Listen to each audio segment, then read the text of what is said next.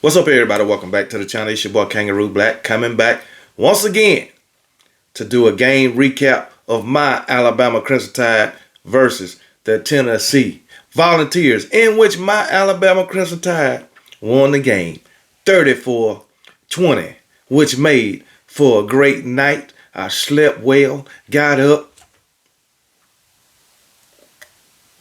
made me a nice cup of coffee in my Alabama Crimson Tide mug. But anyway, let me talk about this game. Get to the recap. Like I say, my Alabama Crimson Tide won 34-20. Oh, we got off to a slow start again. I mean, Jesus, man. We was down 13 points going into the half. Only scored one touchdown in the first half. Okay, Tennessee, they came out. They was hot, man.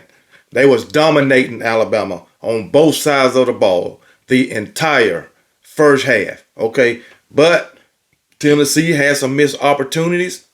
I feel like they should have had 28 points going into the half. They got into the red zone twice, came away with field goals. Joe Milton, he was on point yesterday for the first half, but he did miss two critical throws in the red zone. One too far to the outside of an outstretched wide receiver, in the end zone, and the other one back of the end zone tight end, he threw it too high. So they had to settle for field goals. I thought those could have been easy touchdowns. But for the most part, first half, Joe Milton was on point. A nice touch pass to, matter of fact, it was a 39-yarder to Squirrel White in the end zone, touchdown. Then he had another touchdown to I believe it was the tight end, that second touchdown he threw. But for Joe Milton, he was running the ball also. He was their leading rusher yesterday. So credit to Joe Milton for the way he performed. A lot of us said Joe Milton couldn't throw that ball. Stop the run, put it in the hands of Joe Milton. That first half, that's exactly what Joe Milton did, dropping dimes. So besides the two critical throws he missed. But other than that, Joe Milton was on point. I was impressed with Joe Milton on yesterday. Even Tennessee fans was saying if you put the ball in Joe Milton's hands or just put the game on Joe Milton, they weren't sure if he could win it. But hey, Joe Milton had a great performance on yesterday. But as far as my Alabama Crimson Tide, like I say, slow start once again. All right, it seems like we only play one half of football, but second half on yesterday, we dominated them on both sides of the ball. All right, just like they did us in the first half, we did the same thing to them in the second half. But guess what? We did it more effectively. Alabama scored on every possession in the second half. Outstanding second half performance. The defense, they was outstanding in the second half. Totally outstanding. There ain't no other word to describe it. Okay. I'm gonna tell you right now, Mr. Number 5, I don't know your name for for Tennessee, that defensive back. But like I said last night, Isaiah Bond is not the kind of receiver that's just gonna go outside. He's gonna lower that shoulder. And he lowered the boom on you on yesterday, Mr. Number 5 for Tennessee, and put your ass out the game. Hey, but during the course of the week, I had some Tennessee fans telling me that he was gonna shut Jermaine Burton down. Well, hey, he wasn't in there long enough for me to see that. But anyway, all in all, it was a great first half performance by Tennessee. Great second half performance by my Alabama Crimson Tide. Jalen Milroe, proud of him. Jason McClellan did his daggone thing. Especially this defense, man. Chris Braswell showed up and showed out. Jaheed Campbell showed up and showed out. Deontay Lawson was harassing Joe Milton in the backfield.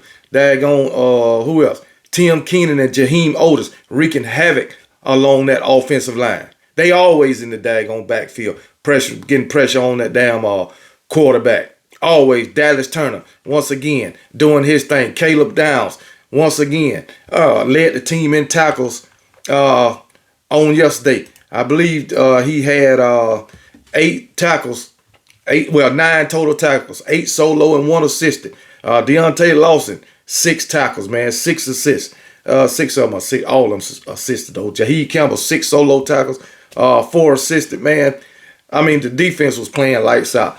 Haven't heard anything on Terry Arnold. Hopefully he's going to be okay. But one thing, Kool-Aid, me and Nick Saban Jr. was talking about. Kool-Aid, he done made a couple of mistakes fielding the ball, and I believe it's mental right now. That's why he don't want to touch the ball. He just let it go. But if it's going to be like that, we need to take him. We need to remove Kool-Aid from punt return and put somebody else back there. All right. They pinned us in the daggone at the basically at the 1 yard line because Kool-Aid wouldn't field the daggone ball. Come on now, Nick Saban was fired up about that. I mean, Jesus, man. But let me get to the game and talk about a couple of these stats. We're gonna talk about Tennessee first. Joe Milton.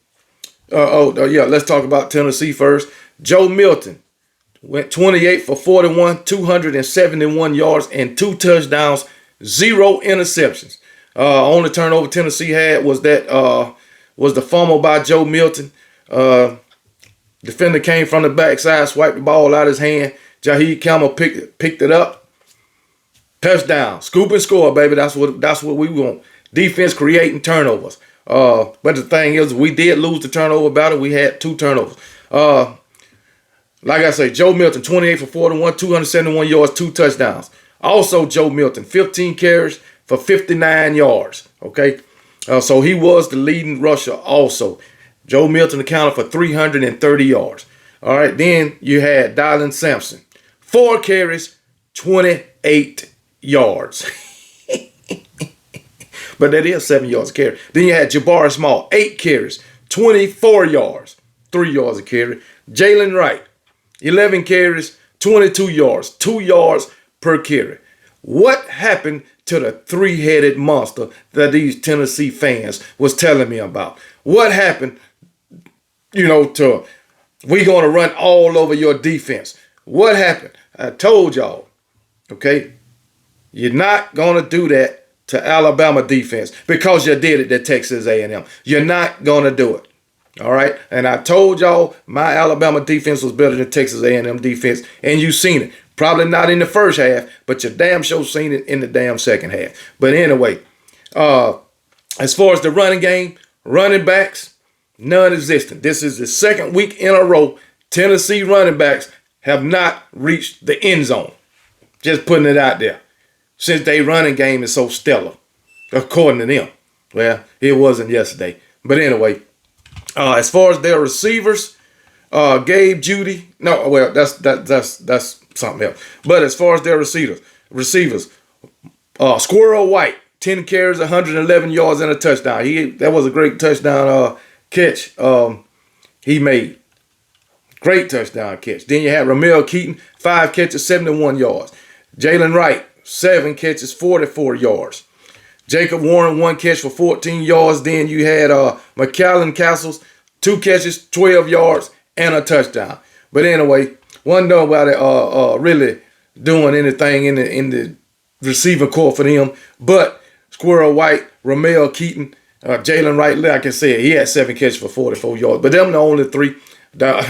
In the second half, that offense was ill effective. They couldn't do nothing. I mean, our defense was shutting them down in every facet of the daggone game in the second half. And I loved every damn minute of it. But anyway, let's talk about my Alabama Crimson Tide and my quarterback, Jalen Milroe. 14 of 21, 220 yards, 2 touchdowns, 1 interception. And I would like to add, Jalen Milroe only had 21 passes, while Joe Milton had 41 passes. All right. I guess Tennessee felt like we was going to come in, only focus on stopping the run. So they came out passing. It worked for a while, but Alabama got it under control. Anyway, Jace McClellan, 27 carries, 115 yards, and a touchdown. Guess what, Mr. Tennessee, man? My one running back ran for more yards than all 3 of yours combined. But you are the one that said you had a stellar run game. I tried to tell you. But anyway, then Roydell Williams, 6 carries for 20 yards. Not good at all. I would have liked to seen Jamari Miller get in there and Jace McClellan, but hey, not Jace McClellan, but God damn it, Jamari Miller and Justice Haynes. I would like to see them two get a little more playing time. But Jace McClellan is slowly but surely coming into it. Well, I ain't gonna say coming into his own, but he can put his own his back too. I'll just put it that way. All right. Jalen Milroe, 9 carries for 3 yards. I mean, he got sacked there. He had some good runs. I'll say that. He had some good runs. Isaiah Bond, 3 catches, 77 yards, 1 touchdown. Smoked that defense. Smoked them wide open. And guess what my boy did, Jalen Milroe? Dime, right in the hands, dropped it right in the damn bucket. Touchdown. Then you got Jermaine Hands Burton, 4 catches, 62 yards, and a touchdown. I'm telling you, Jermaine Burton, he likes a fire into this receiving corps. Jermaine Burton talk more shit than any football player that I've seen. And guess what? He's backing it up. Backing it up. That's all I know. All right. Then we had Kendrick Law, two catches, 38 yards. That was on the little end around. Kendrick Law is going to be a beast for us in 2024. Watch what I tell you. C.J. Dupree had a catch for 15 yards. Tight end Malik Benson had a catch for 17 yards. Also, Jace McClellan had a catch for 6 yards. Martin Nee Black, tight end, 1 catch for 5 yards. So, we got the job done yesterday. But now, our offensive line, once again, we gave up 4 sacks. But hell, that was less than I thought we was going to give up. But we gave up 4 sacks, and we got 3 sacks of our own. We got a scoop and score. So, our front 7 was off the chain. We was harassing Joe Milton the whole second half. They couldn't get nothing running until garbage time on their last little drive where Joe Milton was running the ball. So, hey, it is what it is. Caleb Downs. I already mentioned Caleb Downs. And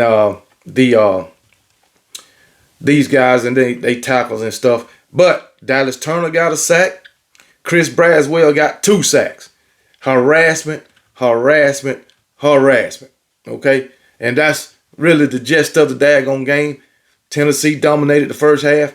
Alabama dominated the second half. If Alabama can put together a whole game like the second half, they will be the most dangerous team in college football. Hands down. If they can put together 4 quarters. It seems like we want to play 2 quarters. Last week, we played the first half. This week, we played the second half. Now, against LSU, we need to put that together. That's all I'm saying. All right? I don't expect us to lose to LSU like I didn't expect us to lose to Tennessee. We just got off to a slow start, had a bad half, but went in the halftime, and this is what I like to see. Adjustments, halftime adjustments, and that's what we made. All right? And it seemed like daggone Tommy Reese made halftime adjustments with his play calling too, because the first half it was terrible. Second half, everything was working basically to perfection. I tell you that right now. Came out of the half, scored in 2 plays. A long run by Jace McClellan and a 52-yard bomb to daggone Isaiah Bond. That's how we wanted to come out that second half. All right? So, for all you fans that's saying, hey, y'all gonna lose to Texas A&M. Y'all gonna lose to Tennessee. Well, guess what? Y'all can continue to say we gonna lose to LSU and Auburn. Just okay. You've been proved wrong too many daggone times. Yeah, we lost to Texas. That's all fine and dandy, but that's in the daggone past. So keep wishing, keep hoping and wishing that my Alabama Crimson Tide gonna drop another game, and you will be disappointed, just like you was last night and when we beat Texas A&M. I'm gonna just put it like that.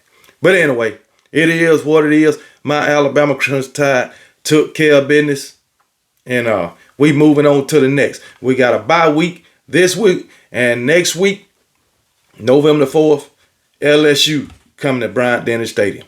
Okay, and I would like to say Alabama came back from 13 down. Just want to Put that out there. The second time Nick Saban did that, okay? This is the largest home comeback, since since 2008, 1998 or 1995 or whatever. And this is the third largest home comeback win in Alabama history. I believe that's what it is. But anyway, all in all, my Alabama kicked ass and took names yesterday. So sorry, Tennessee Vols. You're going south, baby, in the daggone rankings. Even though they don't count right now. And guess what? It's all because of my Alabama Crimson Tide. You ain't playing for nothing but pride, Mr. Tennessee man. And I can guarantee you'll drop another one. Or two. That's all I'm going to say. But good win, Alabama Crimson Tide. And the great one, Nick Saban. So, I'm going to end with that. And I hope y'all have a good day. And roll damn tide.